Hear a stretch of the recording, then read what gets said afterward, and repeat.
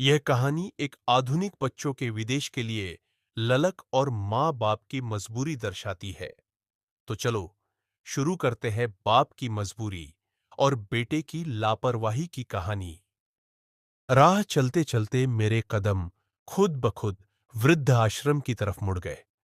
वैसे तो वहां बहुत से बूढ़े थे, सबके अपने अपने दर्द की अपनी अपनी कहानी थी, पर उसमें से एक था रामधन, शायद अपने ही नाम के अनुरूप, जिसे मैं पिछले 10 वर्षों से देखता आ रहा था।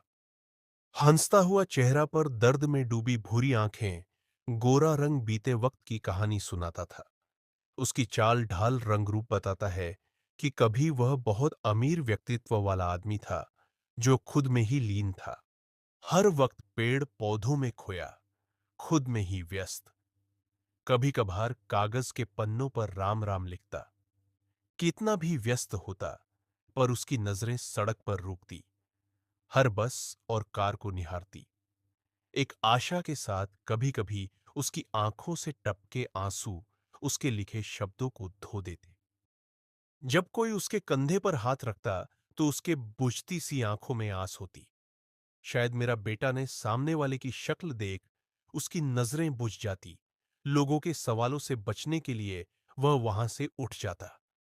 10 सालों में मैंने उसके बारे इतना ही जाना। बच्चों को अच्छी शिक्षा देने के लिए उसने अपना छोटा सा घर भेज दिया। बेटा पढ़ने चला गया, उसकी पढ़ाई पूरी हो गई, पर वह न लौटा। धन के अभाव में पत्नी की मौत हो गई। इतने बड़े संसार में वह अकेला रह गया। वृद्ध आश्रम में काम के बदले खाना तन ढकने को कपड़ा मिल जाता। वह अपने परिचितों को अपना ठिकाना बता चुका था, पर 10 साल में कोई नहीं आया।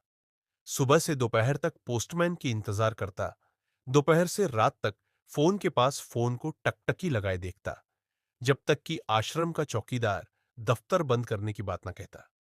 इन्हीं ख्यालों में खोया मैं बगीचे तक पहुंचा, पर रामधन कहीं न था। यहां वहां कहीं नहीं। फिर चौकीदार से पूछा, भैया रामधन क्या कहीं चले गए? हाँ हाँ भाई, रामधन चला गया, जहां से कभी कोई वापस नहीं आता। वह देखो, पीपल पर टंगी रामधन की अस्थियां। हरिद्वार जाने से पहले उसकी आत्मा आज भी बेटे का बेटे के इंतजार में है, क्योंकि उसने कहा था, जब तक मेरी अस्थियां गंगा में प्रवाहित ना हो, उनको यही टांग कर रखना। जो इंतजार जीवन भर खत्म ना हुआ, क्या वह 4-5 दिन में खत्म होगा?